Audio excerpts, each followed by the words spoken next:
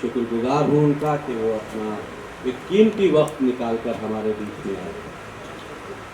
देखिए, the diary of West Bengal एक सच्ची घटना के ऊपर आधारित फिल्म है। 8 अक्टूबर 2001 में हमारे पड़ोसी मुल्क बांग्लादेश में सिराजगंज एक जगह है, वहां एक घटना घटी और वो दबा दी गई। लेकिन उसके बाद जब छोटे छोटे मीडियाज ने और छोटे लोकल न्यूज़पेपर्स ने उसको वायरल किया तो वो दुनिया की एक दर्दनाक घटना थी। एक अनिल चंद्र का परिवार था सिराजगंज में और उस पर एकाएकी कुछ इस्लामिक कट्टरपंथी जिहादियों ने हमला किया, काफिर कहकर। और उनकी एक 14 साल की बेटी थी जिसका पूर्णिमा नाम था। उस 14 साल की बेटी के साथ में सामूहिक बलात्कार किया गया और वो ऐसा दर्दनाक बलात्कार था। आप सोचिए, एक मां के सामने 14 साल की बेटी के साथ में इस तरह की हैवानियत, और मां ने जो उस वक्त चिल्लाकर दर्द भरी आवाज उन दरिंदों को दी, वो पेपर की कटिंग बना और वही सबसे ज्यादा वायरल हुआ, जिसमें उसने कहा, अब्दुल अली एक एक करके करो वरना मर जाएगी मेरी बच्ची। ये बहुत दर्दनाक अल्फाज थे एक मां के लिए, अपनी बच्ची की जिंदगी को बचाने के लिए। और उस घटना ने बांग्लादेश सहित जहां जहां वो चीज वायरल हुई उसको झंझोड़ के रख दिया। और इस घटना का जिक्र तस्लीमा नसीम जी ने अपनी किताब लज्जा में भी किया। और उस किताब की ही वजह से कट्टरपंथियों ने, इस्लामिक जिहादियों ने तस्लीमा नसीम को बांग्लादेश में रहने नहीं दिया। वो अपनी जान बचाकर भागी, क्योंकि उस घटना का उन्हीं ने पूरा विवरण जो था वो अपनी किताब में किया था। हमारी फिल्म की स्टोरी यहीं से शुरू होती है और उसमें से एक लड़की उसी परिवार की जो वहां से बच जाती है, वो हिंदुस्तान आती है ये मानते हुए कि हिंदुस्तान में हिंदुओं के लिए एक ये सुरक्षित स्थान है।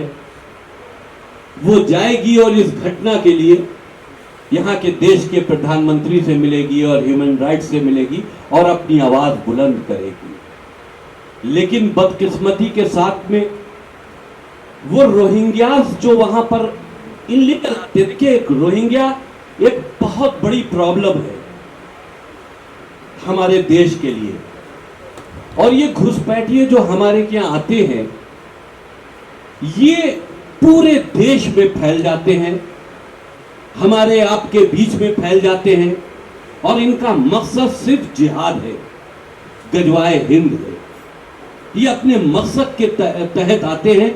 लेकिन खेद के साथ ये भी कहना जरूरी है कि पश्चिम बंगाल की हुकूमत जो उनके लिए भारत में घुसपैठ करने के रास्ते खोलती है और खाली रास्ते न खोलते हुए उनके लिए हिंदुस्तानी फर्जी आईडीज भी बनवाती है और आईडीज बनवाकर उनकी पहचान बनवाकर उनको देश में जगह जगह स्टैब्लिश कर दिया जाता है।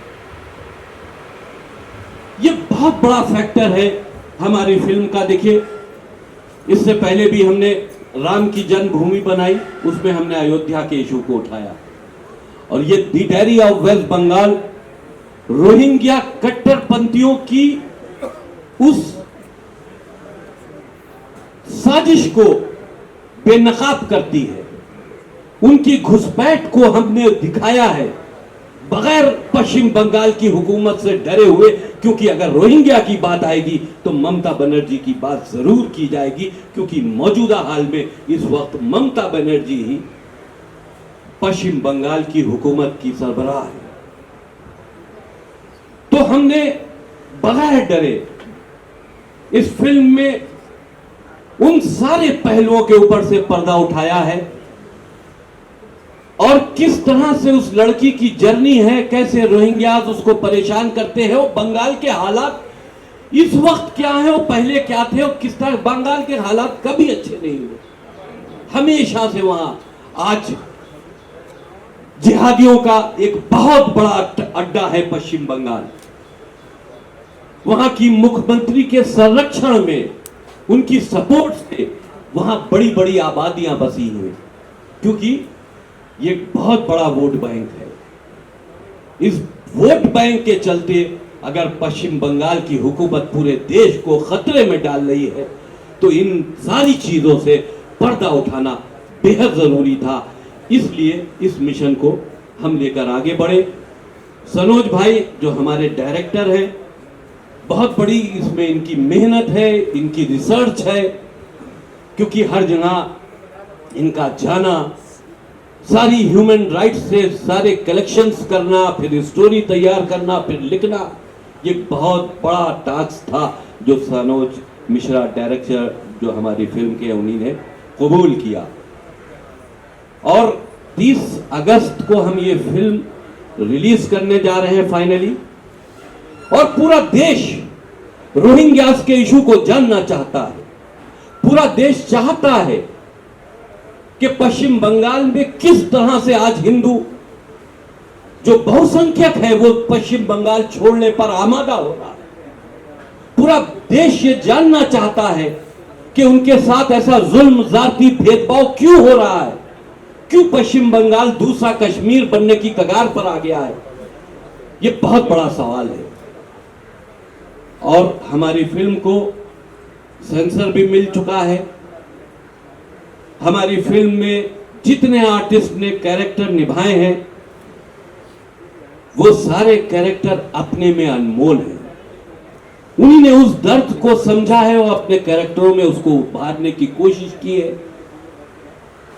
मैं सिर्फ यही कहना चाहूंगा कि पूरा देश जानना चाहता है कि बंगाल की असलियत क्या है।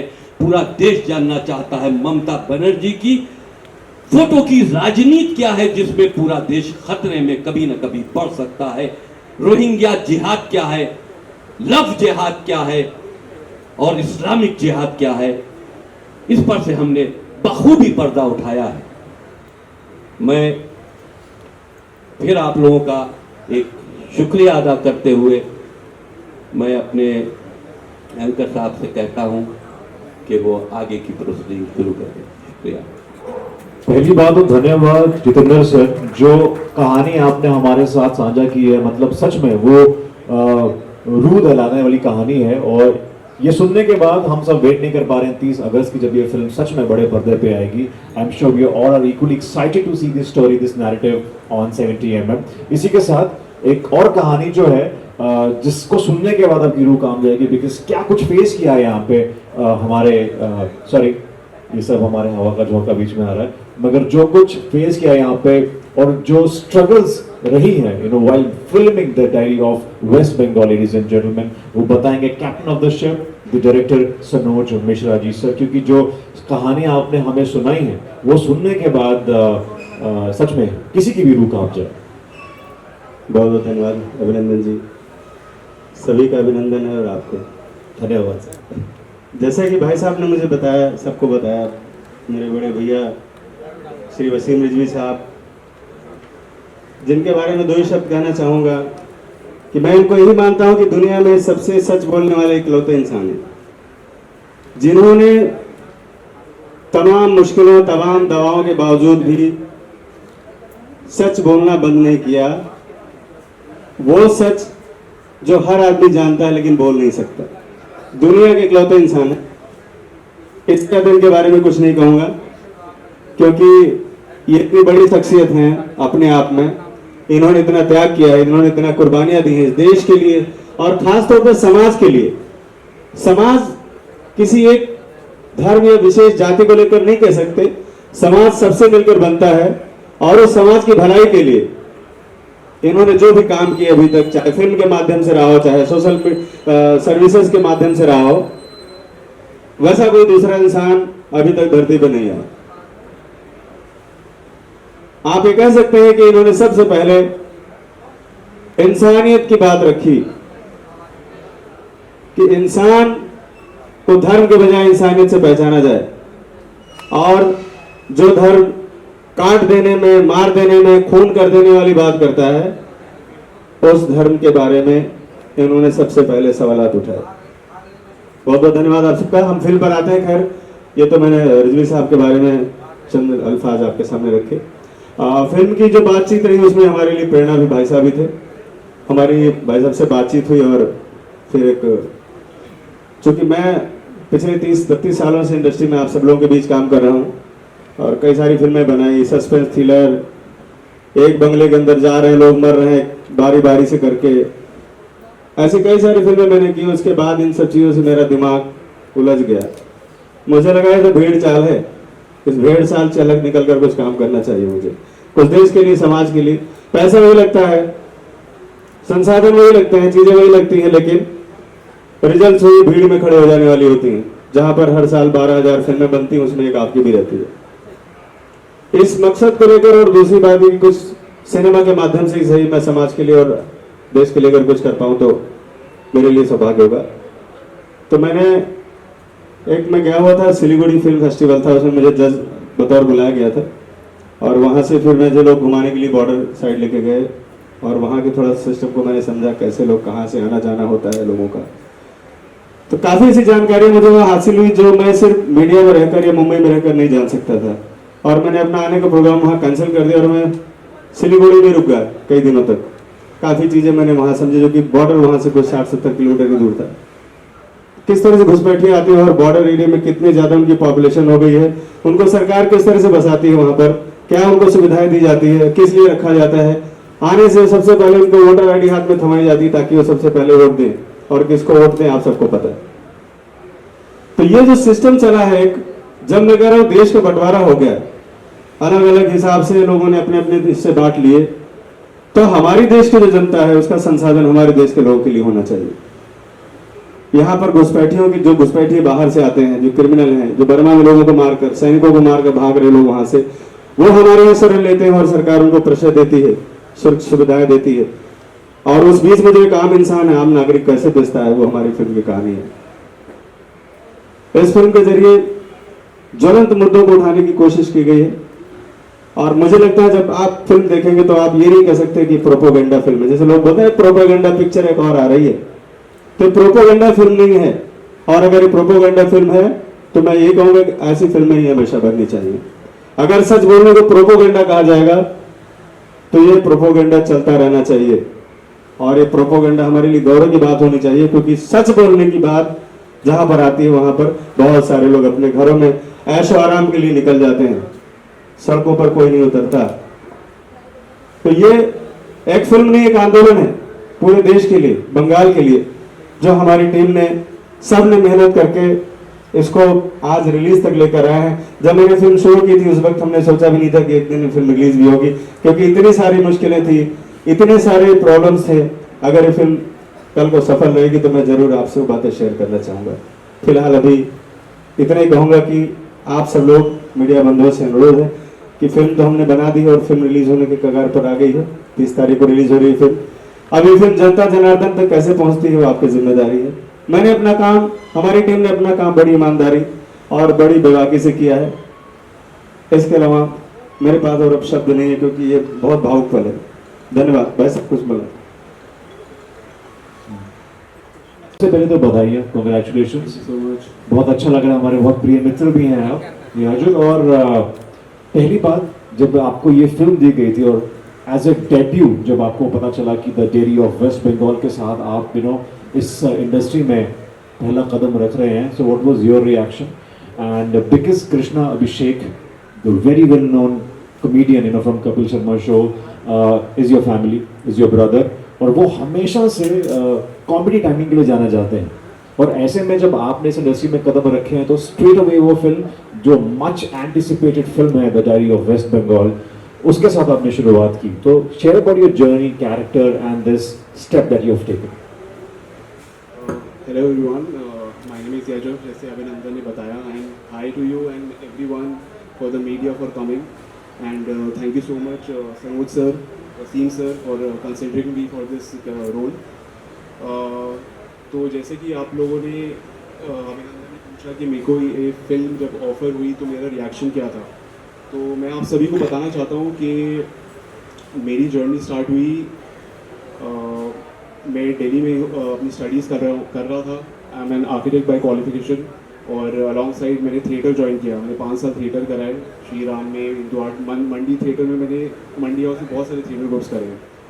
और साथ साथ मैंने अपना डांसिंग भी सीखा, मैंने मार्शल आर्ट्स भी सीखा, मैं ब्लैक बेल्ट। तो क्योंकि there is no fix book for becoming an actor, तो मैंने सब कुछ करा ट्रेनिंग। और then I came to Mumbai and I give auditions and everything. Sir मेरे को मिले और सरोज सर को भी मैंने ऑडिशन दिया था। तो उसके बाद जब मेरे को एक्चुअली, जब मेरी फैमिली में है गोविंदा जी, कृष्णा, अच्छे एक्टर्स, मतलब मैं क्या बोलूँ, बट मेरा जो जॉनर है वो हमेशा रियलिस्टिक क्यों रहा है, क्योंकि I was always connected with theatre. तो जब मैंने थिएटर किया तो मेरे को काफ़ी मैंने प्रेमचंद जी के प्लेस करे, बहुत सारे प्लेस करे, तो मेरे को हमेशा से रियलिस्टिक सिनेमा की तरफ इंक्लिनेशन थी। तो ये फिल्म मेरी डेब्यू फिल्म है और एज़ पर माई लाइकिंग, तो I guess definitely I opted and said definitely I do this film. क्या बात है याजुर, बहुत बेहतरीन जर्नी तुम्हारी रही है और बकायदा ऑडिशन देके आए हो। सनोज जी के मामले में मान सकता हूँ कि वो कॉम्प्रोमाइज नहीं करेंगे, उनको ऑडिशन चाहिए, लुक फिट चाहिए, तो वही आप इस किरदार में आएंगे। मगर क्योंकि ये फिल्म जो है कंट्रोवर्सी में रही है और ऐसा सब्जेक्ट है, the story that needs to be told, that needs to be seen. Controversy की बात की है, of course you know you belong to a family जिसमें गोविंदा साहब का नाम जुड़ा है, जिसमें कृष्णाभिषेक का नाम जुड़ा है। तो ऐसे में because you know you enter the tensile town, Bollywood town, nepotism को लेके बातें होती रही हैं, अब आप आए हैं तो आगे भी बातें होंगी। So Yajur, what's your take on that?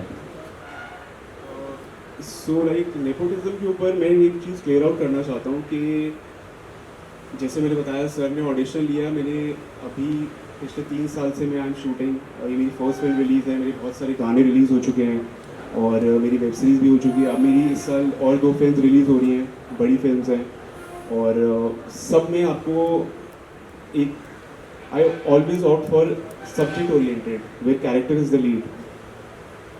सो मैंने हर जगह ऑडिशन दिया है, बिना ऑडिशन के लिए मेरे को किसी डायरेक्ट कॉन्टैक्ट पे कोई काम नहीं मिला है, मैंने हर जगह ऑडिशन दिया है।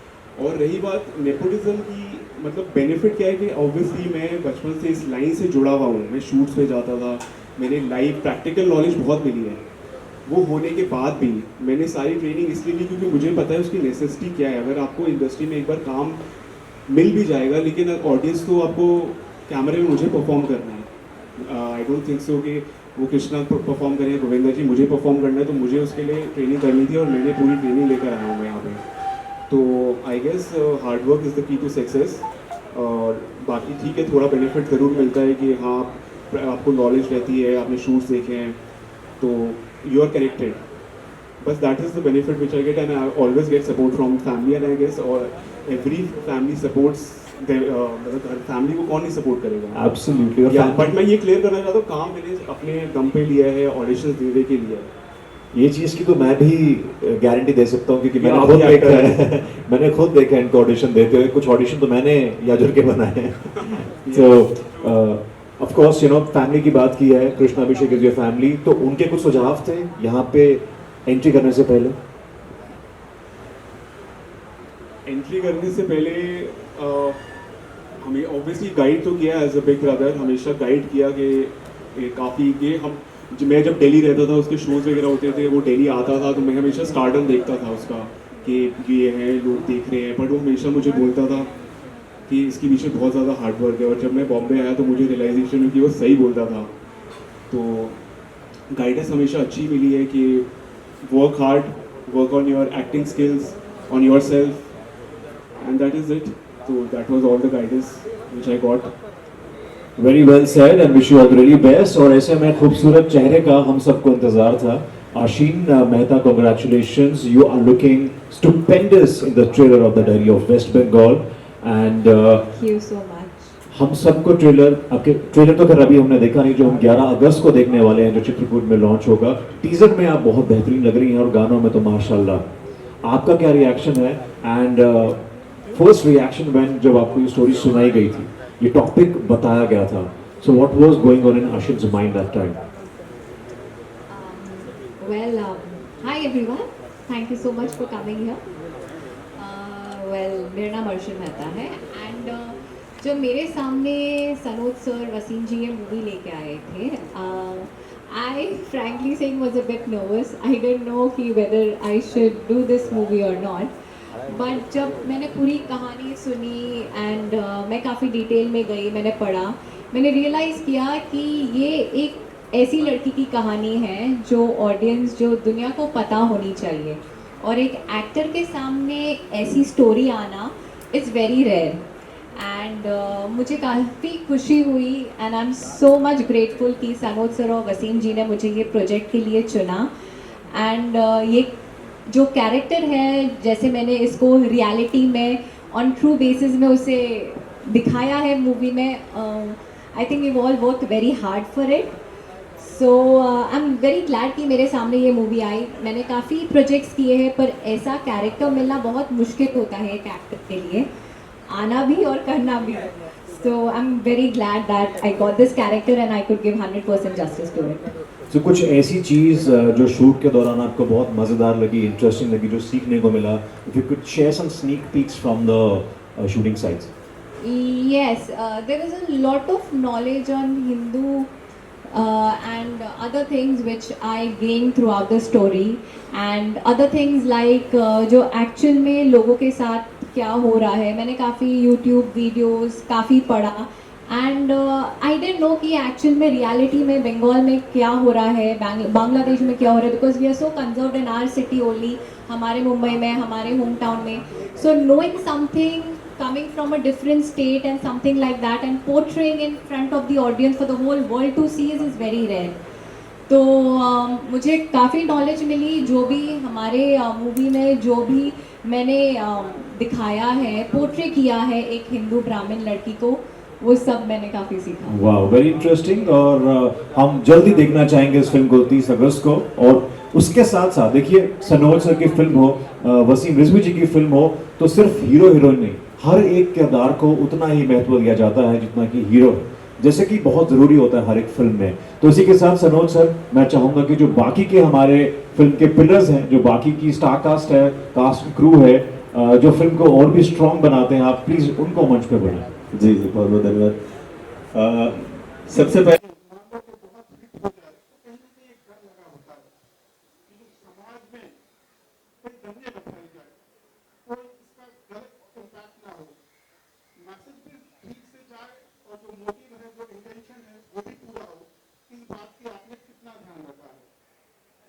देखिए, हमारी फिल्म आने से पहले ऐसा नहीं है कि दंगे नहीं होते हो. दंगे फसाद तो जब कट्टरता या किसी तरह का कोई क्लैश होगा तो दंगे फसाद होते हैं. लेकिन हमने फिल्म में बैलेंस रखा है. फिल्म में हमने असलियत भी दिखाई है और कम्युनिटी को बैलेंस भी रखा है. लेकिन बोल्डली दिखाना, देखिए ये फिल्म नेशनल इश्यूज है, हमारी भारत की सुरक्षा को दृष्टि में रखते हुए इस तरह से बनाई गई है कि हम अपने इश्यूज को, देखिए ये भी जरूरी है कि ऐसे इश्यूज जहां पर बहुत कुछ हो रहा हो और पब्लिक के सामने नहीं आ रहा, उनको भी एक्सपोज करना भी बहुत जरूरी है. और फिल्मी प्लेटफॉर्म एक ऐसा प्लेटफॉर्म है जहां से हम अपनी बात इजली लोगों तक पहुंचा सकते हैं. लेकिन हाँ, उसको पहुंचाने का तरीका ऐसा होना चाहिए कि किसी तरह का कोई फसाद ना हो, किसी तरह के कोई दंगे ना हो, या किसी रिलीजन को हिट ना, उनकी धार्मिक आस्थाओं को हिट ना करता हो. इन सारी चीज़ों का ख्याल रखते हुए हमने किया.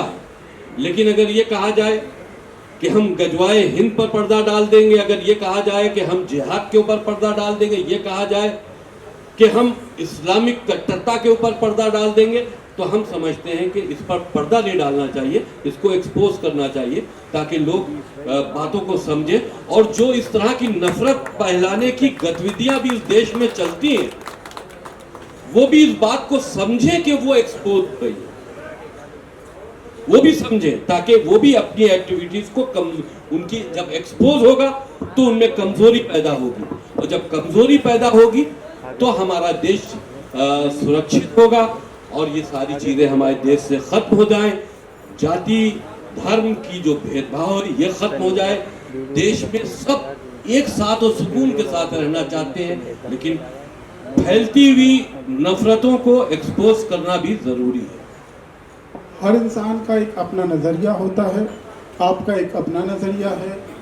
आपको कभी ये डर नहीं सताता कि मैं इतने लोगों के विरोध जाता हूँ, शायद ये फिल्म रिलीज़ के बाद किसी एक तबके की भावनाओं को आहत भी पहुँचे, किसी तरह के फतवे भी निकले, उस चीज़ के लिए आप किस तरह से तैयार हैं?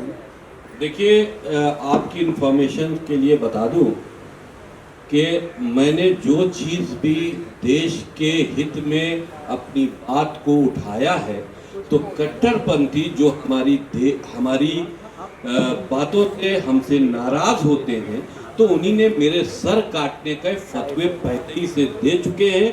ये कहाँ तक जायज़ है कि अगर आदमी अपनी बात रखे तो उसका सर काटने का फतवा दे दिया जाए। 5 करोड़ रुपए तक का इनाम मेरे सर के ऊपर रखा गया है, मेरी ज़बान काटने पर इनाम रखा गया है। ये सारे इनामात मेडल की तरह से हम पर पहले ही चिपकाए जा चुके हैं। हमारी गलती सिर्फ इतनी है कि मैंने सच बोलने की कोशिश की। उन नफरतों की वो नफरतें जो इस देश को कहीं ना कहीं नुकसान, आम मुसलमान इसमें इन्वॉल्व नहीं है। होता ये है कि करता एक है, कहा सबको जाता है। तो जो कर रहे हैं उनको एक्सपोज करना, ये हमारे देश के मुसलमानों के हित में भी है कि वो इसमें इन्वॉल्व नहीं है। लेकिन ऐसी विदेशी ताकतें, ऐसी विदेशी मानसिकताएं जो हमारे देश के अंदर सरकारी सपोर्ट से, या हम यूं मान लें कि वेस्ट बंगाल में जो इस वक्त मौजूदा हुकूमत है टीएमसी की, उसके सपोर्ट से अपनी जड़ों को मजबूत कर रही है, तो हमारे देश के लिए खतरा है और देश के साथ साथ में भाईचारे के लिए खतरा है। तो इस चीज को अगर इसके लिए हमको और भी कोई खमियाजा भुगतना पड़े, मेरी जान भी चली जाए, तो मैं इस संघर्ष में, मेरा संघर्ष जारी है, मैं उससे पीछे नहीं हटता। हेलो, मेरा प्रश्न सनोज जी से है। सर, पहली बात तो आपका बहुत शुक्रिया कि आपने ऐसी पिक्चर बनाई, और ये एक रियली आई ओपनिंग है हम सब हिंदुस्तानियों के लिए। तो मेरा ये सवाल था कि आपको इस जब भी मूवी आपने कहा था कि आप रुक गए थे थोड़े दिन वहाँ पर, पूरा हर चीज़ का आपने मुआवजा किया जी। और कहीं तो ऐसा हुआ कि अभी आप जब इन्वेस्टिगेशन करते हो तो लोगों को पता चलता है ना आप किस मकसद से उसको जी कर रहे हो। जी बिल्कुल। तो ऐसा कुछ अनुभव हुआ था कि आप बता सकते ऐसे अनुभव के बारे में जो आपने जैसे कहा, तो चूंकि मैं जब स्टडी के लिए जैसे गया हूँ तो मैं अपनी तैयारी के साथ जाता था, आम पब्लिक में घुल मिल गया, छोटे से होटल में रह गया, छोटे से होटल में खाना खाया, इधर उधर घूमना टहले, लोगों से बातचीत किया। वो चूंकि अकेला रहता था इसलिए मैं अपने आप को सुरक्षित कर लेता था। असल चैलेंज मेरे लिए तब हुआ जब मैं शूटिंग करने के लिए पूरी यूनिट लेकर बंगाल पहुंचा। वो ज़्यादा चैलेंजिंग था क्योंकि वेस्ट बंगाल पहले से FIR दर्ज कर चुकी थी हम लोगों के ऊपर, और फिल्म बगैर बंगाल के पूरी नहीं हो सकती थी। उस फिल्म को उस हालात में पूरी करना जहां पर आपकी 100% आबादी बांग्लादेशी लोगों से भरी हुई हो, वहां पर शूटिंग करना ये बहुत बड़ा चैलेंज था। और ये इस पर बड़ी अच्छी फिल्म बन सकती है, सस्पेंस थ्रिलर, कि किस तरह से हम लोगों ने वहाँ पर और कैसे कैसे हमारे कलाकारों ने डेयरिंग के साथ जो हम प्लानिंग करते थे रात में होटल में, उसके बाद अगले दिन उसको एग्जीक्यूट किया जाता था। कुछ लोग बीच बीच में गड़बड़ भी करते थे, तो वो सब चीज़ें भी संभालना बड़ा एक चैलेंजिंग था। और जहाँ तक रही डर की बात, तो आप सोचिए सुंदरबन जैसी जगह जहाँ पर हमारे पास बहुत कम संसाधन थे, लोग थे ज़्यादा, 6 दिन 8 दिन का शूट करना, पता नहीं किसको टाइगर कब उठा ले जाए, सांप किसको काट ले, कौन सा इंसिडेंट हो जाए वहाँ पे किसी के साथ, क्योंकि वो जानवरों से भरा हुआ जंगल है पूरा, और इंसान नाम की चीज़ वहाँ पर आपको सैकड़ों किलोमीटर तक नहीं मिलेगी। तो वो भी एक बहुत बड़ा अपने आप में टास्क था और हम सब लोगों ने उसको मिलकर पूरा किया। जैसे हमारे एक्टर्स लोगों ने हमको बहुत, एक्टरों ने सारे ने बहुत सपोर्ट किया, क्योंकि वैनिटी वैन भी तो 1-1.5 किलोमीटर दूर रहती थी, तो कपड़े चेंज करने जाना, फ्रेश होने जाना, बहुत सारी मानवीय जो चीज़ें होती हैं, इंसानी चीज़ों के लिए भी हमें बहुत सारे स्ट्रगल करने पड़ते थे। और उस बीच ये डर बना रहता था कहीं राज न खुल जाए तो हम लोग यही से ही निपट जाएं। और जिस वक्त मैं यूनिट लेकर निकला था तो मुझे ऐसा लगा था कि मैं बहुत गलत करने जा रहा हूँ, अपने साथ साथ में करीब 70-80 लोगों की और जान जोखिम में डाल रहा हूँ। लेकिन सब लोगों के इरादे बहुत नेक थे और चीज़ें बड़ी अच्छी हुई। धीरे धीरे करके हम लोगों ने फिल्म को पूरा किया, टास्क को पूरा किया। Thank you. क्या बात है सर। और ऐसे और भी बहुत सारे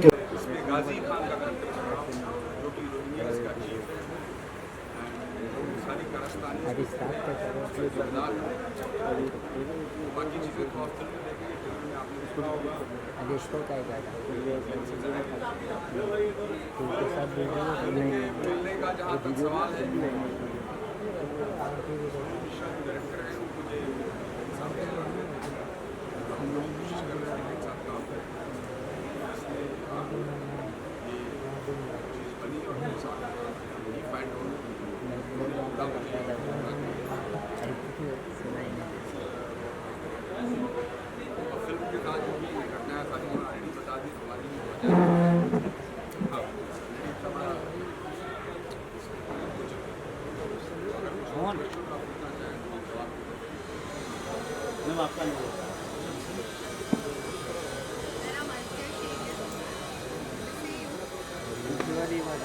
इसमें मेरा कैरेक्टर लेगा रोज़ा। मैं एक रोज़ा का कैरेक्टर प्ले कर रही हूँ।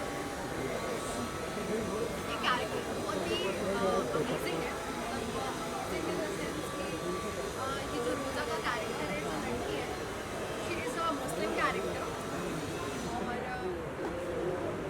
एक होता है किसी को अट्रैक्ट करना खुद की तरफ कि आई एम मुस्लिम गर्ल, तुम भी कन्वर्ट हो जाओ ऐसा। तो इस फिल्म में बेसिकली ऐसा मोटिव दिया हुआ है कि मुझे ऐसा लोगों को अट्रैक्ट करना है खुद की तरफ कि तुम कन्वर्ट हो जाओ, तुम ऐसे हो, तुम्हारी चीज़ें ऐसी हैं। बट जब मैंने ये कैरेक्टर प्ले किया, जब ये फिल्म मैंने की, it's my first movie actually, तो मैंने भी खुद से भी बहुत सारी चीज़ें सीखी कि मतलब I am also Muslim girl, Indian हूँ मैं।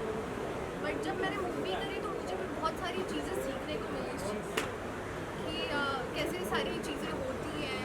और मैं मतलब उस फिल्म में मेरा एक कैरेक्टर है, एक सीक्वेंस है कि उसमें मैं कन्वर्ट करते करते लोगों को मैं खुद ही अट्रैक्ट होने लगी। मतलब जो भी उस फिल्म में लोग हैं कि मुझे बता रहे हैं कि आप ऐसा करिए, आप ये करके देखो, मैं वो बोल नहीं सकती अभी खुल के, बट चीज़ें जो काफ़ी मुझे उससे मैं खुद भी काफ़ी चीज़ें सीखी कि ये भी चीज़ करने से ऐसे होते हैं चीज़ें। मतलब मेरी जो नेगेटिव पॉइंट्स थे कुछ मेरी लाइफ में भी, वो भी पॉजिटिव में चेंज हुए। तो thank you so much Sanoj sir कि उन्होंने मुझे ये प्लेटफॉर्म दिया, मुझे खुद को एक्सपोज करने का, मुझे खुद को भी ये चीज़ें एक्सपीरियंस करने का मौका मिला है। तो थैंक यू। बेसिकली मैं थिएटर से ही हूँ, नाट्य मंच हमारे थिएटर का नाम है। और इसमें जो मैं करेक्टर कर रहा हूँ बहुत पॉजिटिव करेक्टर है, विशाल का। एक फौजदार मेरा नाम है। सनोज जी जब हमारे थिएटर में आए तो उन्होंने देखा, बोले कि एक बड़े एक्टर के लिए करेक्टर लिखा गया है। तो मैंने कहा सर आपको लगता है क्या मैं कर पाऊँगा? लेकिन ये आप ही कर पाओगे। वो तो फिल्म बताएगी कि कैसा करेक्टर किया है, बट मैंने कोशिश की है कि पूरा ईमानदारी से मैंने अपना चरित्र निभाया है। आगे फिल्म देखिए, कहीं ना कहीं ये फिल्म एक तरह से वायरस है। और ये फिल्म ना, ये जो हमारी फिल्म है, ये वायरस की वैक्सीन है। इसका जो सब्जेक्ट है वो वायरस है, और ये फिल्म का जो संदेश है, जो कहना चाहता है, कहीं ना कहीं वो वैक्सीन है। मे बी हम हमारी वैक्सीन में कामयाब होंगे। ये फिल्म कुछ लोगों के लिए बहुत सपोर्ट करेगी। और रोहिंग्या की जो प्रॉब्लम है, जो बड़ा वायरस है, मे बी पूरी तरह से तो नहीं मिटा पाएंगे अभी शुरुआत, लेकिन दीपक तो जलाया ही जा सकता है। दीपक द डायरी वेस्ट बंगाल ने जला दिया।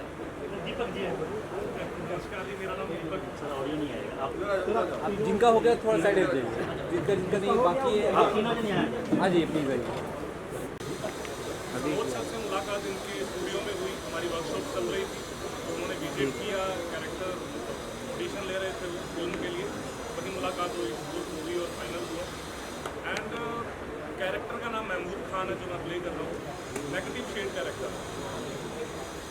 अक्सर क्या होता है कि शतरंज के मोहरों को चलाने के पीछे एक ताकत होती है, जो छुपी हुई ताकत होती है, वो सामने नहीं आती। हर जगह की पॉलिटिक्स में, इंडियन में भी है और हर जगह में भी है। उस ताकत का कैरेक्टर मैंने प्ले किया है, जो समाज में बुरी चीज़ों को करवाने के लिए छुपके बैठा है। बाकी आप फिल्म देखेंगे, आप देखिए, रिव्यूज़ कीजिए, देखने जाइए।